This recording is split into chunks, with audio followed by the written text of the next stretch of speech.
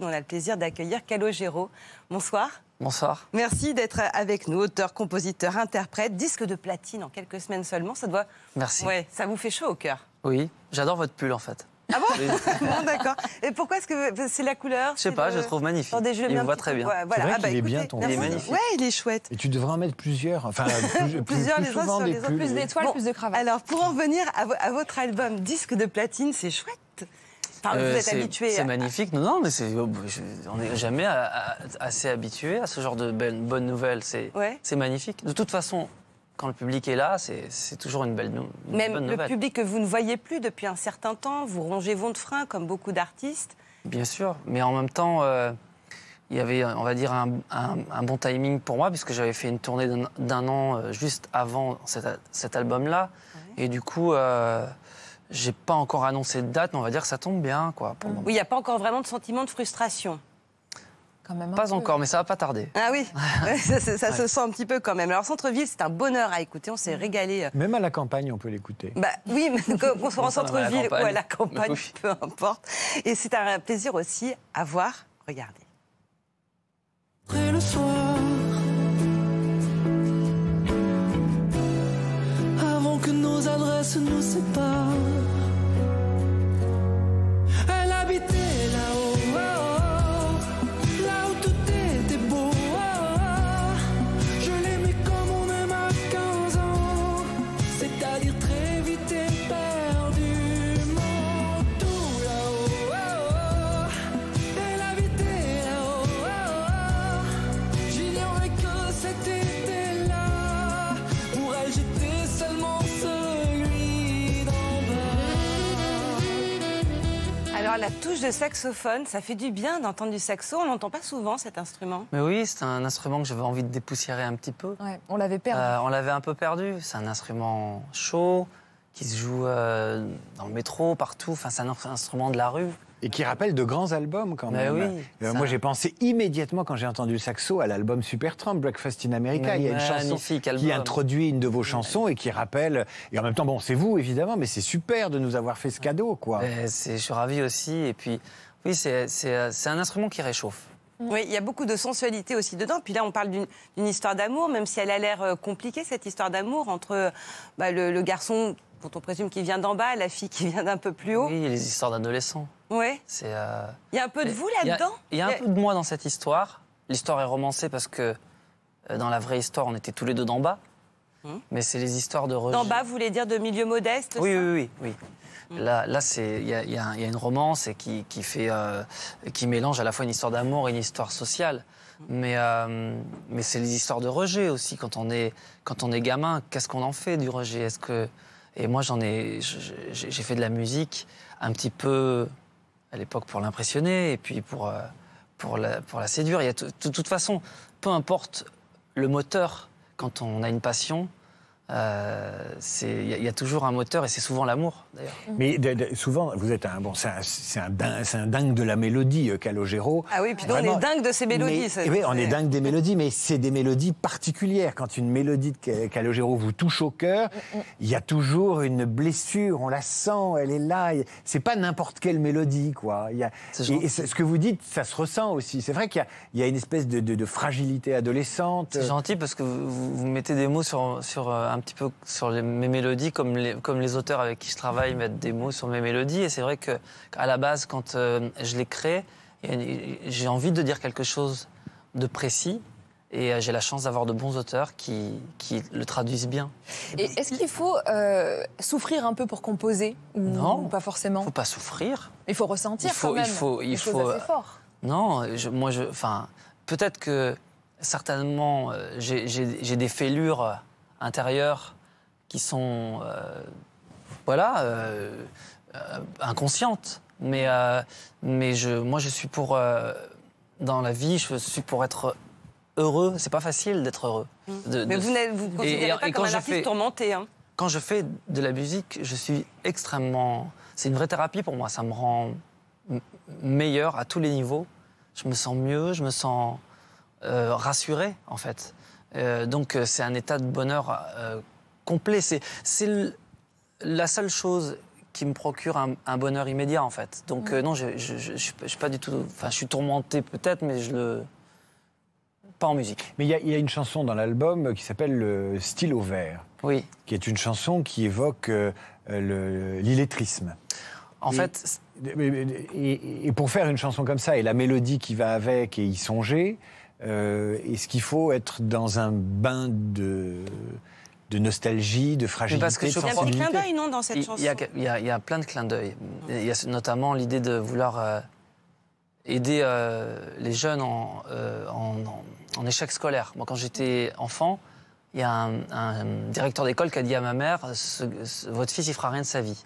Et ce monsieur, finalement, m'a rendu service parce qu'aujourd'hui, j'aimerais aider, je ne sais pas comment encore, mais j'y réfléchis avec cette chanson Stylo vert. Stylo vert, c'est une chanson qui parle d'un père qui ne sait pas lire et qui, par amour, fait croire qu'il sait lire. Pour ses enfants. Pour ses enfants. Et moi, j'ai envie de donner de l'espoir aux derniers de la classe, parce que j'ai été dernier de la classe. Et voilà, je pense que ce genre de phrase assassine, tu feras jamais rien de ta vie, on peut avoir... J'espère donner l'exemple, en tout cas, qu'on peut faire quelque chose de sa vie. On va écouter la mélodie et les sublime, paroles de Stylo sublime. vert, qui est très belle, effectivement. On pouvait lire dans ses yeux un mélange furieux de fierté et d'envie. L'espoir d'une vie en mieux, pas pour lui, mais pour eux, un peu de honte aussi. Là devant les livres ouverts et leur drôle de caractère, il leur en improvisait des histoires. Trop bien. Des princesses imaginaires, des dragons et des sorcières qu'il sortait de sa mémoire. La nuit dans les dictionnaires, sur la petite table en fer, en secret il recopiait leurs devoirs. Égaré dans la grammaire, passé simple et Jacques Prévert, puis il partait par le quart. On pouvait lire dans ses yeux. C'est extrêmement touchant et je crois qu'il y a beaucoup de parents qui ont compris tout le travail des... Mais c'est pas parce qu'on est nul en maths qu'on peut rien faire de sa vie. En gros, Ah c'est bah alors ça. je vous rassure parce que... Mais il y a quand même C'est quelque chose, pas ouais, évident. il y a quelque chose qui me touche dans ce que vous avez dit avant qu'on passe la chanson, c'est que souvent les gens du showbiz, ils disent j'étais le dernier d'une façon un peu crâneuse, En dénigrant un peu l'école. cynique. Ils dénigrent l'école, etc. Ah, moi, et j'ai j'étais- pas l'impression que c'est votre J'étais démarche. à malheureux vous. d'être dernier. Ouais, voilà. C'était dur. Il y a des gens quoi. qui ont Enfin, une espèce de fierté dernier- d'avoir été camp. J'étais dernier une année. Et je me rappelle que c'était difficile. De toute façon, ça donne une indication au dernier de la classe. Hein. C'est pas parce qu'on comprend rien. C'est parce qu'il y a Il y a un un blocage. relâchement total. Moi, je me souviens que je me sentais... Je me noyais, en fait, dans l'échec scolaire. Et vous dites que vous voulez... Et le fait qu'on dise à ma mère qui est immigrée italienne, qui avait envie d'intégrer ses enfants, et qu'on lui dise il fera rien de sa vie. C'est le Et ma pire. mère, elle y a, je pense, un peu cru, un court instant. Sauf qu'ils ont quand même cru en vous, vos parents, et qu'ils se sont dit... Ah, ils ont été extraordinaires, mes Parce parents. que même si vous n'étiez pas fait peut-être pour ce système scolaire-là, Oui. vous avez dit à un moment c'est la musique, parce qu'il y a eu la révélation Dépêche Mode, Oui, c'est ça. qui a été quand Mais même... oui, ça a changé Vous ma êtes vie. fan de Dépêche Mode? Mais, Mais je suis plus- Dépêche Mode, c'est The la- Cure, ça a été- The Smiths... Mais c'est incroyable. C'est la En bonne écoutant- époque ma raison pour de mener vivre. sa Ah, Ah, carrière. c'est incroyable. En écoutant l'album, je me suis dit, ce gars-là, c'est pas possible que Martin Gore soit pas dans son panthéon. Mais il est Le plus compositeur. que dans mon panthéon. Il est en lui. Il est en moi. Il vit là, Martin Gore. Pardon, micro. Il est là. Et Martin et Dave et les quatre. Et Vince Clarke, avant. Oui, oui, celui oui. qui a monté Dépêche Mode. Vince Clarke aussi. Et Andrew Fletcher. Andrew Fletcher. Comment vous réussi, l'expliquez ce... Alan Wilder. Ah, bah, Comment voilà, est-ce que aussi. vous l'expliquez On avait reçu... Mais c'est- Moi, je disais, on l'avait reçu il y a quelque temps, il nous avait parlé de Bruce Springsteen, qui avait été pour lui... Voilà, il extraordinaire s'adressait à lui, il y avait quelque chose comme ça. Pourquoi Dépêche Mode a eu cet effet-là sur vous? Mais c'est exactement le sujet de la culture essentielle et non essentielle. C'est-à-dire que moi, ça a changé ma vie. À une époque où je commençais à vraiment faire des conneries, quoi. 14 ans, où je me cherchais, j'étais donc avec cet échec scolaire, je commençais à faire des trucs pas bien. Et j'ai eu cette rencontre auditive Ouais. avec l'album Construction Time Again, pochette avec un type avec une masse. Alors ça devait peut-être mon côté fils d'ouvrier, avec une massette comme ça. Et les mélodies. L'album, les mélodies, et à la fois le mystère du groupe, la froideur et en même temps quelque chose d'étrange. Enfin, ça m'a emmené dans un monde et je me suis dit, j'ai immédiatement pris ma brosse à cheveux en guise de micro. Je me suis mis devant mon miroir et je me suis dit, mais en fait, c'est ça que je veux faire. Et je ferai peut-être un jour les mêmes salles. Et aujourd'hui, j'ai eu la chance de faire. Vous les avez rencontrés? Alors, vous avez réalisé ce rêve ou pas? Alors non, un rêve je les ai, dingue. je les ai- Faut faire passer un en message fait, maintenant, hein. Je les ai rencontrés. Oui, j'ai déjà été dans la même pièce qu'eux. Ok. Il y a un côté fan, hein, c'est sympa. Si, j'ai rencontré le chanteur. J'avais 17 ans. Je l'ai rencontré en boîte de nuit. Et je me demandais bien si c'était celui qui avait sur mes posters, quoi. Et je le regardais. Ça m'avait fait un effet très étrange. Mais non, j'ai jamais pu parler vraiment avec eux, quoi. Et les premières musiques, vous les avez composées en français ou en anglais? Parce que là, pour le coup, ce choc que vous avez eu, c'était plutôt anglophone. Ça a toujours, même quand je compose aujourd'hui, je compose toujours un peu en anglais, mais de plus en plus un peu en français. Et puis j'ai envie d'écrire de plus en plus, donc je mets des mots, mais je baragouine un espèce de langage moitié anglais, français, un peu parfois italien. Qui vous libère un peu? Ben, Le français peut être un peu, parfois... Non, le français est magnifique. Je trouve que de chanter comme ça en anglais, c'est facile. Alors, tout de suite, ça donne la forme mélodique. Et souvent, quand on est jeune et qu'on commence, on écrit en anglais parce qu'on se cache derrière... parce que la langue française, elle est très difficile. Et qu'on a tous ces monstres littéraires, on a Brel, Brassens, etc. Et on se dit, c'est compliqué d'écrire en français. Et pourtant, elle est très musicale, la langue française. Elle est magnifique, la langue française. Je trouve que quand on réussit, et c'est pour ça que j'adore travailler avec j'ai la chance d'avoir des auteurs magnifiques, parce qu'ils... Et peut-être qu'aussi, ça me donne des complexes à écrire, parce que comme je produis beaucoup de musique avec comme ça à mes doigts, je me dis, tiens, quand je le chante en anglais et que j'ai un texte en français qui est réussi, eh bien, je trouve que la mélodie est encore plus belle. Donc ça veut dire que la langue française, elle est magnifique. Une chanson française, on est obligé de raconter un truc intéressant. Alors justement, on va écouter Centre-ville. Ah ouais, alors, qui a été écrite avec Benjamin Biolay. Vous allez nous raconter Oui. après cette belle collaboration fructueuse. Qu'est-ce qu'elle est bien celle-là. C'est un tube, ça. Et sur scène, ça va être génial à chanter.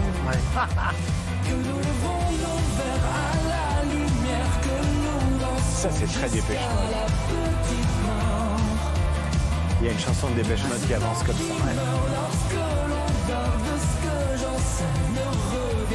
Behind the Wheel, je crois, ou quelque chose comme ça. Ça, c'est un tempo qui est dans mon ADN. Ah oui, ça, on reconnaît. 152, c'est un truc... Et puis tout de suite, on a envie de... Et alors, il y a les mots de Benjamin Biolay qui, lui, n'est pas forcément...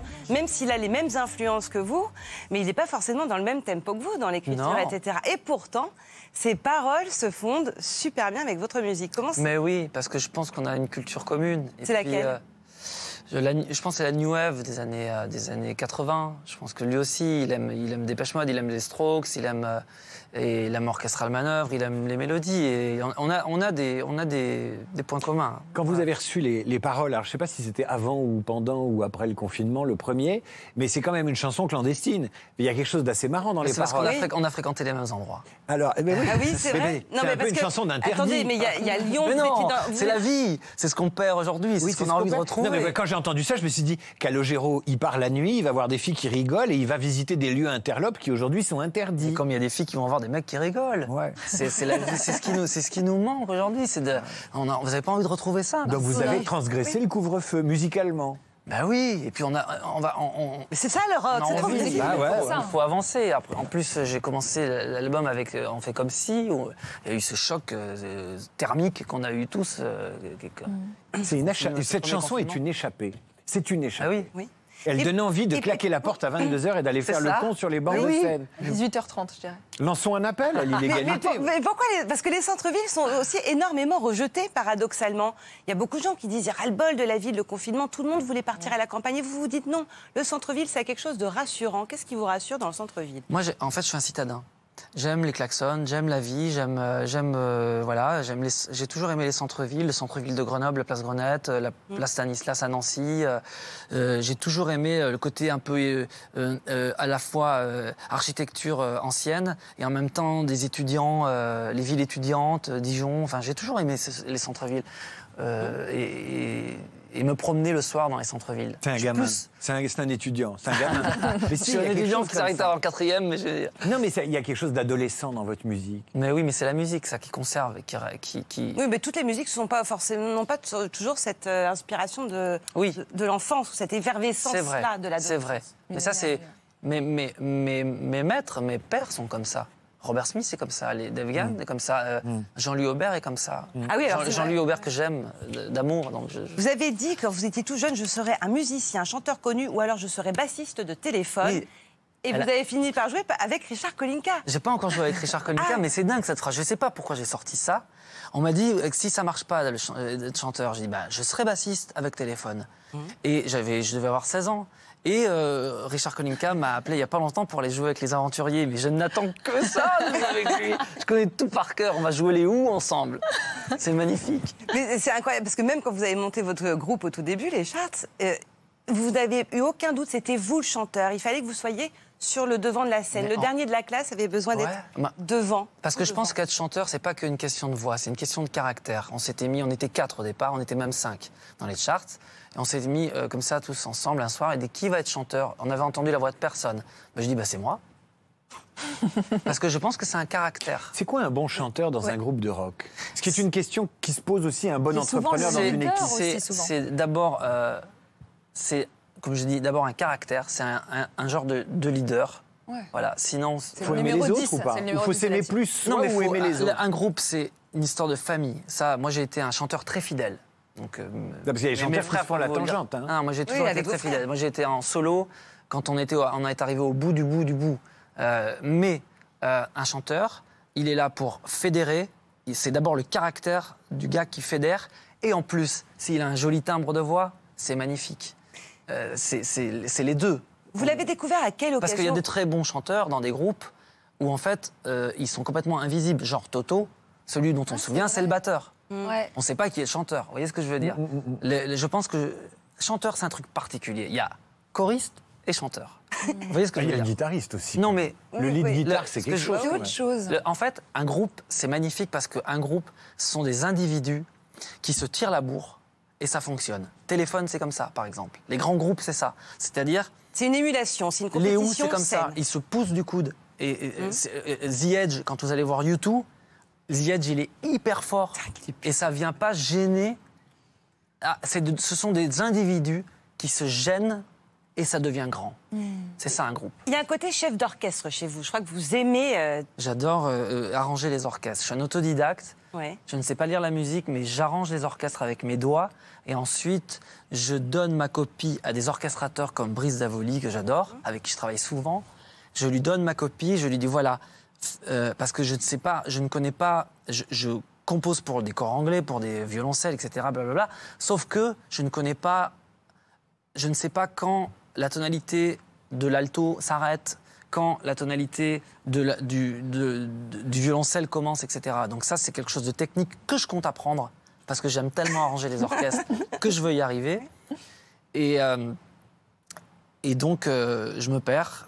J'aime arranger les orchestres. Mais parce qu'en tout cas, vous allez apprendre, ça c'est sûr. Moi, la question que je voulais vous poser tout à l'heure, c'est quand est-ce que vous avez découvert votre voix? Quand est-ce que vous êtes dit, j'ai tout pour être un chanteur, j'ai une voix singulière, j'ai une voix que je peux porter à partir du moment où on m'a dit, on entend 2 notes et on te reconnaît, on sait qui tu es. Et je me suis dit, tiens, c'est à mon avis une qualité chouette pour être chanteur. C'est ce que j'aime par exemple chez Françoise Hardy, ce que j'aime chez...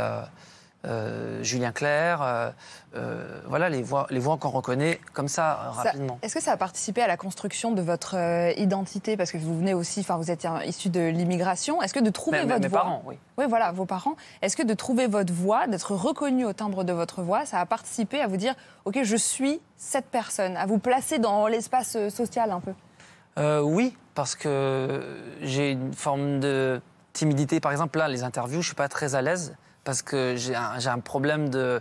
J'ai moins de répartie et moins de tac au tac comme ça en télé. La télé, en fait, me gêne. Bah, Mais- ça va, hein, là, vous Là, êtes un peu bien. moins. Aujourd'hui, un peu moins. Mais en fait, J'étais en train de me dire, on fait une excellente émission Bah de oui, radio. moi aussi, parce qu'il on y a est pas ravis de besoin vous d'un avoir. Vous artifice. venez quand vous mais, voulez. Il est ultra non, mais présent. vous verrez, par exemple, là, j'étais chez Laurent Ruquier, que j'adore et qui est vraiment quelqu'un que j'aime beaucoup et qui m'a reçu magnifiquement bien. J'étais totalement bloqué, je n'arrivais pas à parler.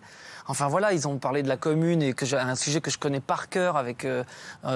Mélenchon qui est arrivé, etc. J'ai fait areux, je sais pas, j'arrive pas. C'est sûr Mais qu'avec Mélenchon, pour en placer une... Oui, Donc, en plus, tout le monde a plus ou moins le syndrome de l'imposteur, mais visiblement, chez vous, il y a quelque chose de ça où vous vous dites, si je maîtrise pas mon sujet, je préfère pas y aller. Bah oui, parce que voilà, peut-être que c'est aussi quelque chose qui me reste, que je dois soigner du mauvais élève, mais il faut avancer dans la vie, il faut se donner des objectifs. Hein, non En tout cas, ce qui est formidable, c'est ce partage de votre passion de la musique. On sent que c'est viscéral chez Mais la vous. musique, ça soigne. La- C'est magnifique. Et même dans Les Chagrins d'amour, c'est extraordinaire d'écouter un album qu'on a écouté, qu'on a découvert avant d'avoir connu la personne. C'est vrai. C'est une thérapie Voilà extraordinaire. un bon remède. Il y a une chanson mais qui m'a fait un bien fou à l'été 2017. Bah oui, parce que c'est aussi ça, c'est les émotions. C'est Je joue de la musique. Je trouve que c'est tellement vous, cette chanson, Oui, parce qu'elle est très joyeuse. en fait, elle est joyeuse et surtout, enfin, joyeuse, je suis pas tout le temps joyeux, mais c'est juste que, en fait, C'est vrai. Non mais, c'est un souffle. Et il y a toujours une ligne... il y a toujours une ligne qui est pas complètement à la fête dans votre musique. Et c'est ça que moi j'aime. Comme c'est pareil ça pour Dépêche Mode. s'appelle la malinconie. Je sais pas comment vous êtes. Il y a une espèce de faille qui est toujours là. Voilà, c'est ça. Il y a une. Peut-être que ça vient de mes origines siciliennes. La Sicile, il y a quelque chose comme ça. Oui. Il y a un Ouais. truc. Mes parents, ils viennent du même village. C'est très joyeux la Sicile, mais il y a quelque chose de très mélancolique, comme il y a dans la musique de peut-être Morricone. Et d'intense. Exactement. Radiohead a ça aussi. Il y a Oui. quelque chose comme ça de un peu. Et puis des chanteurs, Julien Clerc aussi, un truc un peu slave parfois dans sa musique. Dans Le Cœur Volcan, il y a un truc un peu slave dans cette musique qui pourtant, on ne sent pas une tristesse comme ça. Moi, je pense que j'ai toujours trouvé, par exemple, que les Cure, c'était un groupe lumineux. Contrairement aux apparences. Ben oui. Donc, où ça s'arrête, en fait? Où on trouve que elle est où la tristesse? En tout cas, là, quand je joue de la musique et quand je panique, je me sers de ma basse électrique. Enfin, voilà, il y a quelque chose de l'enfance qui remonte et on sent qu'il y a un lien fusionnel avec vos instruments. Est-ce que c'est vraiment fusionnel? Vous ne pourriez pas vous passer de toucher vos instruments? Oui, c'est vrai. C'est vrai, j'ai besoin de jouer souvent, ça me fait du bien. Et puis, ça me donne envie aussi de continuer, de progresser. Je fais mes gammes, voilà. Est-ce que vous avez des soucis avec vos fans? Parce que quand on s'adresse au cœur comme ça, quand on est touchant comme vous savez l'être, les fans pensent que vous les connaissez vraiment. Vous devez recevoir un courrier de dingue avec des gens qui vous disent « mais vous avez totalement compris mon mal de vivre, vous êtes mon chanteur de chevet ». Est-ce qu'il n'y a pas une illusion des gens quand ils sont tellement touchés par la musique? Non, moi je pense pas qu'il y ait d'illusion. Je pense que déjà c'est un miracle d'avoir un public. Et ça fait quand même un peu de temps que ça dure. Ben oui. Et je sais pas, pour moi le public c'est quelque chose de sacré. Donc je me pose pas ces questions-là. Je me dis. Ils vous écrivent? Vous recevez Bien sûr, leurs bien sûr. lettres, etc. Ah, Comment ben, vous gérez alors, ça? on est Tant d'amour. On est plus dans les messages aujourd'hui voilà, Oui, que c'est les lettres, mais je le reçois. Même si vous n'êtes pas sur les réseaux sociaux. Non, Vous refusez. j'aime pas trop les réseaux sociaux. J'aime pas trop. Je veux pas subir les réseaux sociaux. Il y a quelque chose qui me dérange. Une forme de tyrannie, Voilà. un peu. Mais non, mais les fans, enfin le public en tout cas, c'est pour moi, c'est une histoire d'amour en fait. C'est sacré quoi.